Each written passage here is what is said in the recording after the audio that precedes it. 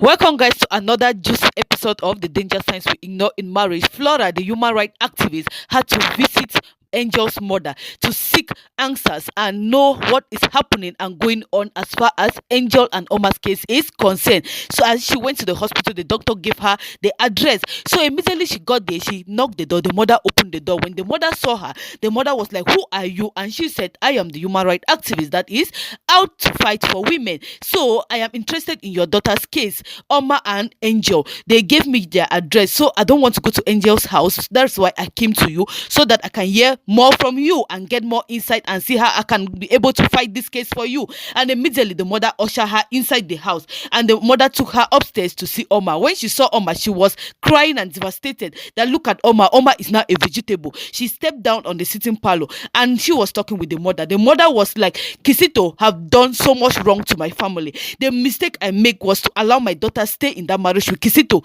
I don't know what came over me, but this time around as a mother, I have decided that my daughter won't be staying again in that marriage called with Kisito. I am taking her out of that house, but I don't know how to do it. Do you know that the funniest thing here is that Kisito has restricted my daughter from communicating with any of us, the family members. So as we speak, Angel is not having a phone, so there's no means that you can get to Angel." And the human rights activist was like, "What is going on? What are you saying? In this century, your daughter is not having a phone to be communicating with you people, and she is not talking with you people because she is married to Kisito." The mother said, "Yes, so far worse than that. That is the more reason now I don't want my daughter to be in that house again. And look at Oma. Oma is in this predicament because of Kisito. I don't need Kisito. Kisito is a bad luck to my family. I curse the day that Kisito ever set eyes on my daughter and also came to this house, set foot inside my house to get married to my daughter. See, please, you have to do everything humanly possible to help me out from this situation to get me my daughter back." And the human rights activist was like, "Don't bother, mama. I am here for you. I am going to do everything with my blood to make sure that Kisito goes down, okay? Don't worry." But first of all, I will do my best to bring out Angel out of that house. Angel is not supposed to be staying inside that house because it is dangerous for her. So I will do whatever thing it means to get her out of that house. Trust me on that." And she actually did by getting Angel out of that house. And Mama was like, "But why are you so interested in this case?" She said, "Mama, don't bother. I am not fighting for Kisito. Don't bother."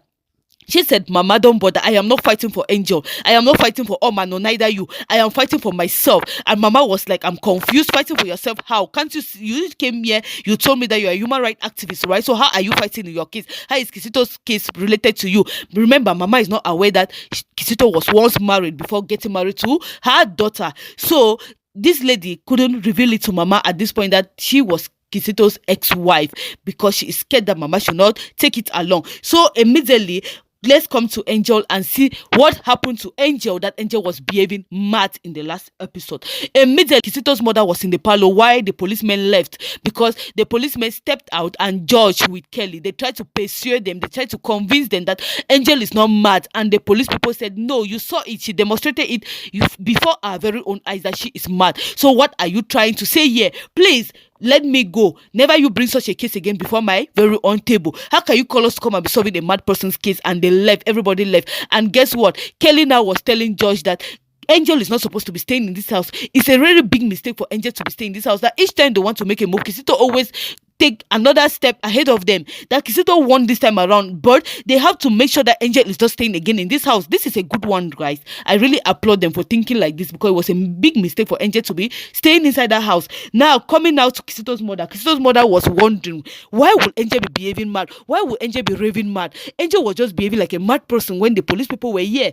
But I don't get it. We forged the medical report concerning her mental health, but me and you, Kisito, we know that she is not mad. So what actually happened? And Kisito was like, "Mother, chill. I'm going to tell you what happened. Kisito happened to her." I was so happy to see her demonstrate that madness before the police people. If not so, I could have been picked up. Do you know that I've planted a CCTV footage in this house to monitor Angel's activities? The day I went to the hospital, I had to hear Angel telling Benita, the friend, that she is going to do everything possible to send me behind bars. And mother, I am not ready to go to jail.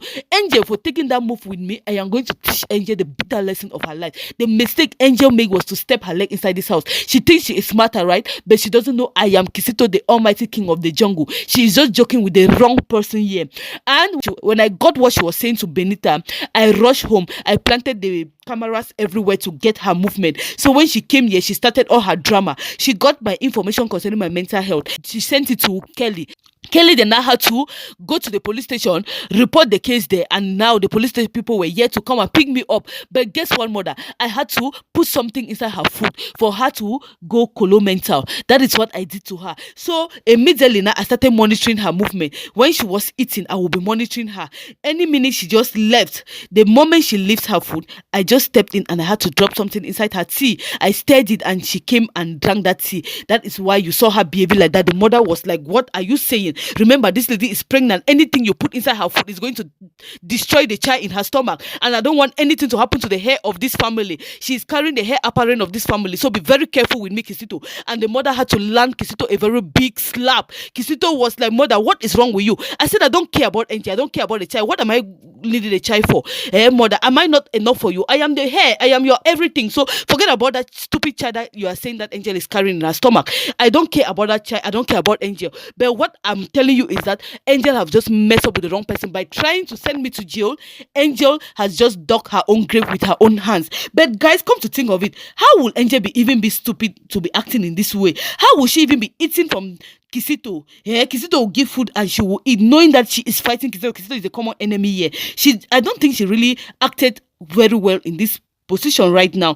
And now look at the state she is in. The mother just gave a very critical warning to Kisito, and Kisito left to the bedroom to meet Angel. Angel was sleeping because you know when you take those substances like that, it has to affect you, right? So Angel came back to her senses. Her head was aching.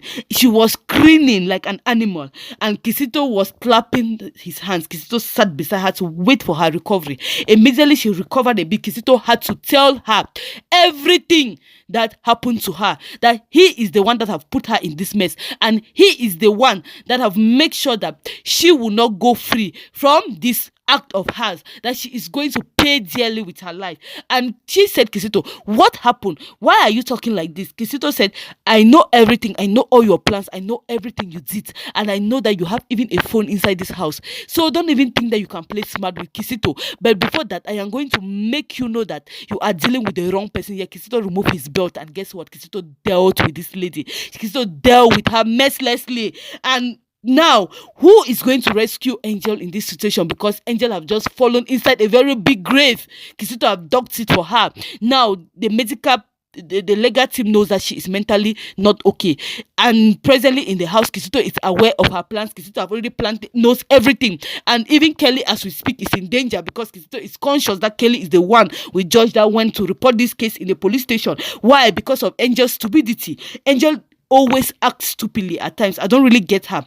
I thought she has overcome. I thought she was ready to fight. But looking at her at this point, I don't think Angel is ready to fight because Kisito is 10 times ahead of Angel.